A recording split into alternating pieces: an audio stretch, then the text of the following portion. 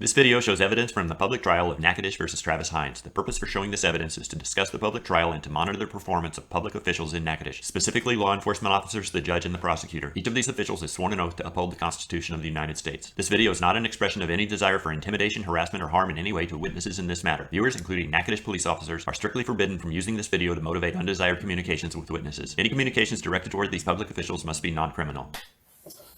All right.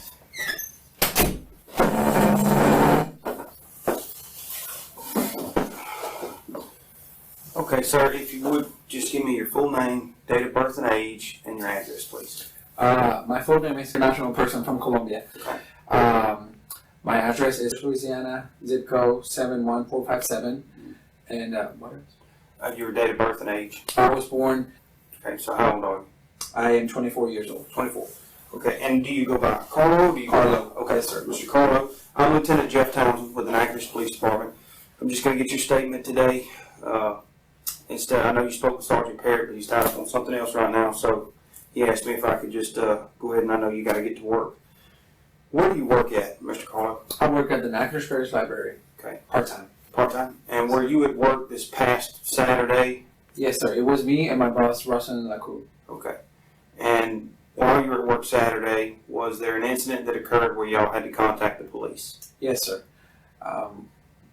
Do you want me to keep talking Well, about it? who called the police? Do you remember? If It was my boss. It was your boss, Ms. Rosman? Yeah. Okay.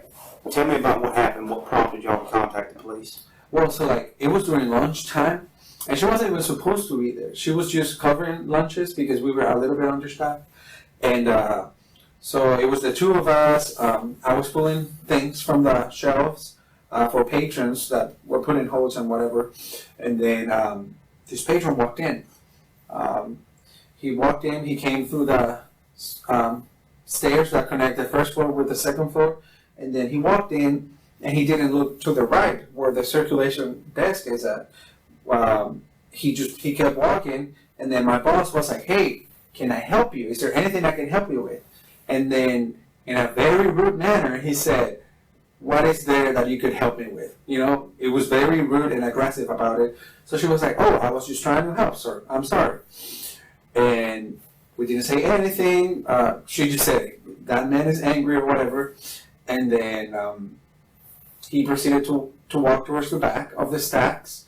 He was walking towards the back, and then he did this. He walked towards the back of the stacks, and then he walked this way. And he kept looking for something. We just couldn't figure out what it was. He walked around, and then we have the DVDs right here, and then an emergency exit right here.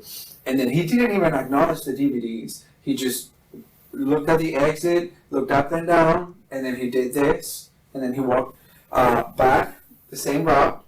And then he went towards the area where we're supposed to have a copy machine installed. And he was there. And then, we also noticed that he had two backpacks. He had one on his back, and he was carrying one on his right hand. So that was strange, at least to me. And so he went towards the back, and my boss said, "There's something weird about this. I'm just going to go call the police. You stay here, and I'm going to tell them to just, park outside or something, and then if they need to come inside, then I'll tell them." I was like, "Okay, sure, go ahead." While I was by myself and she was outside calling the police, I started hearing like it was noises like this, and Like it was something being set down? Yes, on the desk, and very loudly. And I was like, I'm by myself. I shouldn't go check by myself. I'm gonna stay here. But it kept happening. And she came back, and then she heard it, and she was like, "What is that?" I'm like, "I think that's the guy." We had other patrons, but they were reading, like two more patrons. We were pretty empty that day. He kept doing it, and I was like, "Hey, I have these books right here. I'm gonna go shove in that area, and then I'll tell you." So I went back, and she said, "Be careful." I went back, and he wasn't making eye contact with me, but he was like glancing at me, to see if I was like paying attention to what he was doing. And like I was trying to do the same thing, and he kept like looking at me and taking things out of his backpack. I couldn't see anything because there was a plant covering my view. So he kept doing the same thing. I went back and I told my boss, he's taking things out of his backpack. And this whole time in my head, I was like, he's putting together a gun or something like that. I'm not gonna lie, I was pretty scared because I've been here in the States almost 7 years, and I've seen the news, Right. you know, and you just gotta be wary and you gotta be cautious and all of that. And it's a public space, so anything can happen. So you could not see what he was pulling out of his backpack? No, I could not see it.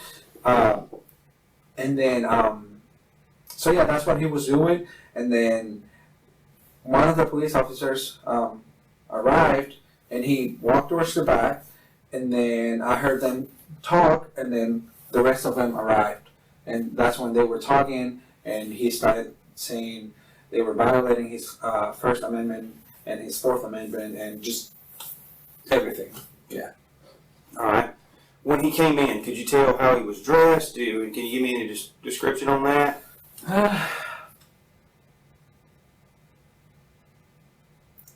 He was wearing jeans, tall, at least taller than me. I'm 5'9". I'd say he was about 6'1". What else? I couldn't really see his face that well. I think was he wearing a mask? I can't remember, so I'm just gonna say that I can't remember. Okay. But I could not see his face properly. I don't know if it was because he was wearing a mask or maybe he had a jacket that covered his face. I don't remember very well. Was this a white male, black male? White male. Yes, sir. All right. So, did you have any verbal interaction or physical interaction at all with him? Not at all. Okay. So he comes in, and I just want to make sure I'm tracking correctly. He comes in through the stairs entrance to the library, walks toward the back of the library, around, sees the emergency exit, looks it up and down, turns around, walks back the same path, goes into the area where you're supposed to be getting a coffee pot installed, and then that was enough to alarm your boss. Yeah. And she says that she's going to step out and go ahead and call the police. Yeah, because this whole time he wasn't just like walking around. He was like, as I said before, it looked like he was looking for something specific. We just couldn't figure out what it was. He was like doing this, you know? Okay. So. All right. And while he was doing that looking around, was he looking at any books, or was he looking at the structure? Or? It was more like maybe cameras. I think that's what he was looking for, I think. Okay. And yeah, because he kept looking up, you know? So. Okay. All right. So when your boss steps out to contact the police, you stayed, I'm assuming, at the desk? So and that's when you started hearing the banging noise, as if something was... Yeah. So your boss comes back in, and you had some books you needed to go file anyway, so you walk in that direction to see what was going on. And when you got to where you were at, you said he wasn't staring at you, but it was like he was watching you enough to see if you were watching him. Yeah.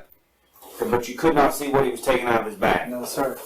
All right. Did you ever find out what it was that he took out of his bag?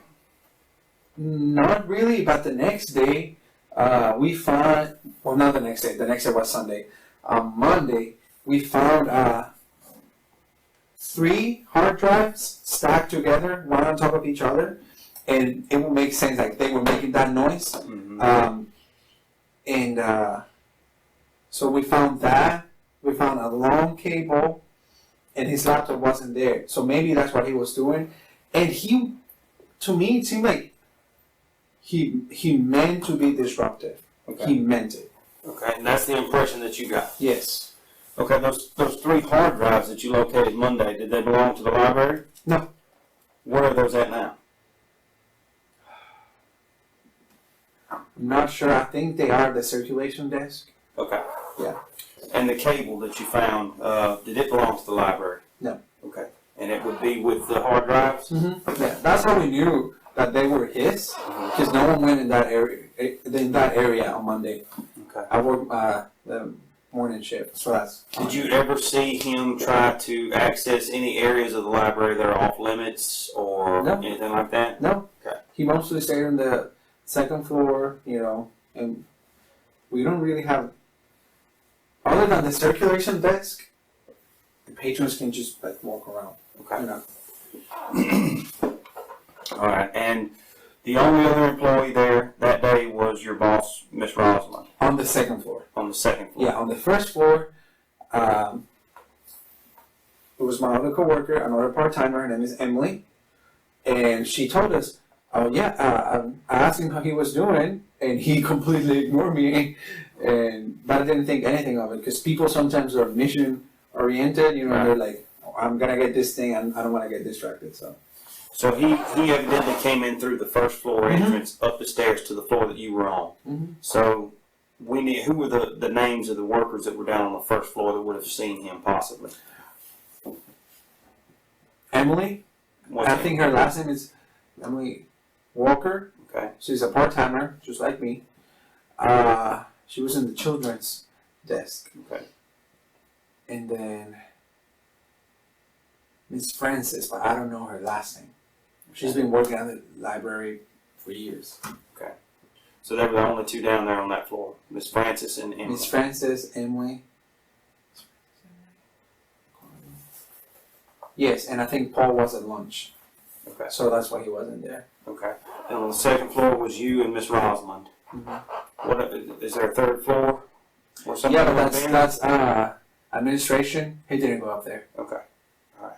So the only workers that would have been able to see him would have been you, Miss Rosalind, then Emily, and Miss Francis. Miss Francis. Okay. All right. And is there anything else that you'd like to add to your statement? Not really. I think I've said it all. I was legit scared. I was scared because you never know. So you perceived his behavior to be extremely suspicious. Then? Yes. Yes. Okay. If you can, just kind of describe to me why you thought this was suspicious. Well, first, the way he talked to my boss. You can be rude in many ways, but he was rude and aggressive about it. Mhm. You know, his tone was just aggressive. You know, and my boss is very sweet. Like I that threw me off. Okay. You know, that, and then the fact that he was looking at like the exit door and everything. I'm like, in my head, like I was making a scenario. You know, I'm like, maybe he wants to start something. He has a gun or something like that, and he was looking for the closest exit. You know, so that's what I thought. You know, the whole walking around, looking out for the cameras and all that. Like, So how long have you worked for the library?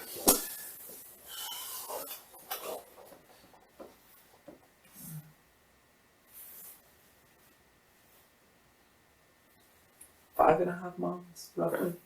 So you've seen a lot of people coming in and coming out. Yeah. Patrons.